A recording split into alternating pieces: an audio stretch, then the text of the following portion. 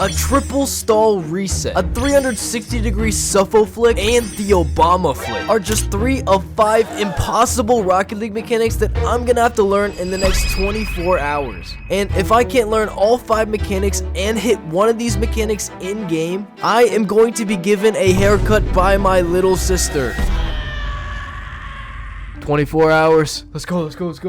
Alright, we're gonna start off with the Psycho. Alright, so what I want to do is try and hit it all the way to the other end of the goal with the underside of my car. It's actually pretty hard.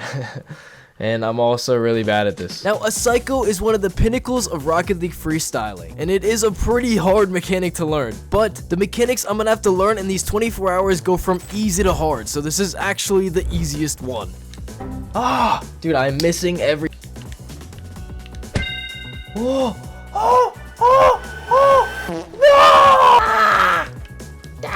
Yeah, so I haven't really spent that much time on this level at all, but I was already kind of tweaking because I was getting so close and just not scoring. Oh my god. Like, literally so close, and Psyonix just refuses to give me a goal. Please, that has to be it, bro. Are you serious? Until finally. Oh, please. Yes! Yes! That was fast! Let's go! So we move on to the second mechanic, which is the drift flick. Basically, what you have to do is get the ball on top of your car, drift a little bit, and then flick the ball off of it. Alright, so I think the strat is to just come at it from kind of an angle so you can drift under it better. Like that. Whoa! For the first part of this challenge, I was super inconsistent with this. Some could say I was spinning around like a Beyblade. But slowly but surely, I managed to steadily improve. Oh, that was almost it right there. Dude, if I hit this on somebody in game, bro. Probably so clean, bro. My opponents would be glazing me, bro. Oh. I do kind of need to speed it up though, because I have been spending a little bit longer than I want to on this mechanic. However, I was starting to learn how to control my car while I'm power sliding. Oh, okay, I got it. Now I just gotta put it on target. I was literally getting so close I could taste it. Oh, no! I choked at the end, bro. Bang. Are you serious? But of course, after about an hour and a half, Clutch Vin comes in. Yes. So now we move on to the third mechanic, the Suffo flick. And remember, each mechanic is harder than the last. Alright, now we gotta do the Suffo flick. Basically, what you wanna do is you get the ball and you wanna like dive away from it and then backflip back into it. It's super weird looking, but it's kind of useful. Alright, let's get into it. Now, obviously, when I picked the mechanics for this video, I made them hard on purpose, but I didn't realize how hard this would actually be. Dude, this might be hard, bro. The weird twisting mechanic of the Suffo flick made it really hard to understand and even get right at all. Oh, I kind of did it. It obviously wasn't good at all. I was getting finessed by this freaking mechanic so bad that I had to go back and watch the tutorial again. Step number 4. To start this step, you need to stop. I was getting a little worried though, because I was spending so long trying to figure this out, and I only have 24 hours to learn all of this. I'm right there, bro. Getting edged. Oh, I'm getting edged. It was about at this time that I realized that I need to be doing a diagonal backwards flip instead of just a backwards flip. Oh! That was basically almost it. And of course, only me would hit an absolute banger and have it not even count for anything in the video. That was clean. Except that wasn't a Suffo flick at all. After actual hours of practicing this, I was finally starting to kind of get it down pretty well. Dude, I'm so close. The Suffo flick actually might be the bane of my existence. The amount of close calls and just terrible reps I had just made me so freaking frustrated. However, I did try to keep a positive attitude, because if I tilt now, my hair is probably gonna get chopped off. Soon enough, I started to get more and more consistent with my flicks, and I was getting closer and closer every time. Oh, no, I was so close. And after an embarrassing 4 hours trying to do this close, finally, bring goal! Goal! Goal! Yes! Yes! Yes! So now we move on to the second to last mechanic, the triple stall reset. I have to get 3 resets in a row and score in order to move on. Alright, this should be slight. I started trying to learn the triple reset in free play, and I quickly realized that it would be way harder than I thought. Dude, it's like so weird. So I started spamming this singular shot in this training pack because I thought this was the only way I was gonna be able to do it in 24 hours. Now, I already know how to do a regular flip reset, and I can stall pretty well. But doing 3 in a row is basically impossible for me.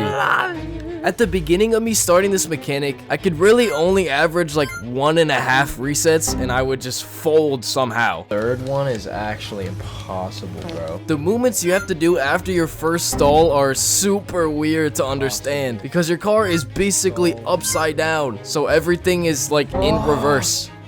Oh, this angle is way better, bro. Time was still ticking down, and I really wasn't getting anywhere closer to getting 3 resets at all. The most I could do was hitting some insane double reset clips. Dude, my double resets are going crazy. But, I mean, that doesn't count for the challenge. Dude, the double, but I didn't get the triple. And I was getting more and more scared that my hair would have to be chopped off. Reset. Reset. Reset. No. Ah. No! Slowly but surely though, I did notice that I started to get more consistent with 2 resets in a row. No! And I could feel that the 3rd reset had to be on its way. This close. Of course, my #1 enemy, Psionics, takes every opportunity to make sure that I don't actually get resets that count. But I pushed through and I finally managed to get a triple reset, but it didn't go in. Oh, that was 3, but it didn't go in. Honestly, if you put together all the clips of me hitting insane double resets, like, you would think I'm a freestyler. Like, I was kind of going crazy. Eventually, after a lot more time, I got consistent enough to basically get 2 resets every time. But the 3rd reset was still so elusive. Oh, what? How is that not a 3rd reset? Every time I would get 2 resets in a row, Chokvin would somehow come out and just ruin everything. No! I folded! Oh! No! I was this close to getting 3, and then I reset my shot. Oh, what? What the hell? Until after 5 hours, my hard work finally pays off. Oh, yes! Yeah! Oh, fuck! Oh! Let's go! Boom! Boom! Oh!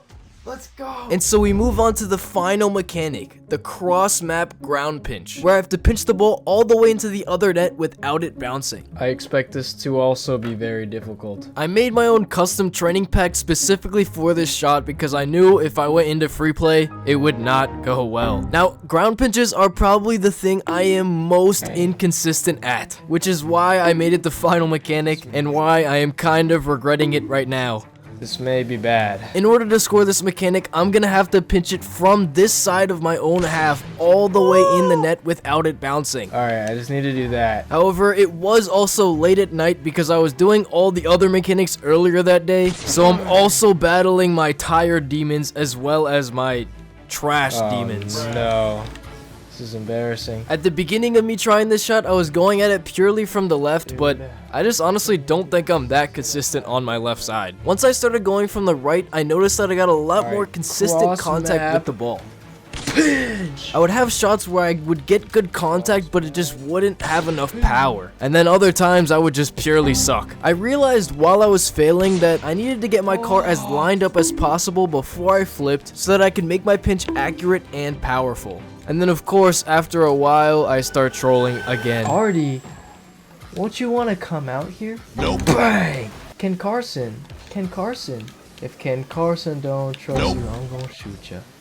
Hey, Ken Carson, do you wanna you wanna come out here? After an hour or so, I started to get way more consistent, and I was actually getting a lot of power behind my pinches. And I was starting to see the light at the end of the tunnel. Until finally, at 3:19 a.m. Bang! Oh! Oh! Let's go! Let's go! Cross map freaking pitch. Bang! So I completed learning all of the mechanics in about 13 hours. So I went to bed because it was super late. And tomorrow I have to score one of these mechanics in game or my hair is gonna get cut. Alright, so I actually slept in really late. We actually only have an hour and 9 minutes left. So I'm gonna have to really clutch up. Given that we only have about an hour and 10 minutes left, I have to use the rest of my time super effectively. I think what I'm gonna try and go for is the drift flick, because that's probably gonna be the easiest to hit. I headed straight into casual 1v1s because I thought I would have the best chance in that game mode. But since my MMR is really high for all casual playlists, we'll just see how this goes. Okay. In the first game we played, I got absolutely bullied by this guy. That's so annoying. He just would not leave me alone. Like, he's not letting me dribble it all. And my likelihood of hitting a drift flick on this guy was pretty slim. You're so annoying. So I basically just wasted 7 minutes 1v1ing this guy, and I'm still not any closer to completing the challenge. Okay. That was ass. In the next few games I played, things did start to look up for me though. Some of my opponents gave me a lot more space, so I was able to do drift flicks more often. But I suck. Skirt! Oh. So when I was given opportunities, I would absolutely fold. Fuck. I think the fact that I was under such a heavy time constraint was causing me to play worse. Oh. Or I'm just actually trash. This is pretty difficult, bro. I just kept drifting too much or drifting too little. I couldn't get it perfect. However, even when I'm not trying to, I still style on my opposition. It's a little clean, not what I meant to do. It was a double whammy where I was both not consistent enough to be able to drift flick, and my opponents were actually not bad, so they knew that I was bad at drift flicks. Oh, no. No. 47 minutes. However, with the clock ticking down, I slowly started to become more consistent with the drift flick in-game. Oh no! I would have shots where I would actually kind of flick it away from me, but it just wouldn't go on target. I was starting to balance it on my nose semi-consistently. And I could actually get the setup down pretty well. No! But because I started so late, there also was not a lot of time left. 33 minutes. My hair. No. And then, of course, in the game, I thought I had the most chance to score a drift flick. Just give me the ball, bro. Let me do what I came to do. I got into a Rule 1 for the entire game. No way. God dang it.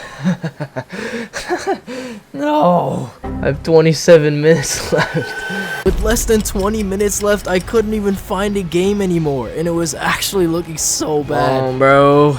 We got limited time. I felt like I was actually getting consistent with this in-game, but I just could not score. Go! No! Dude, please. Please. And when basically all hope was lost, finally. Alright.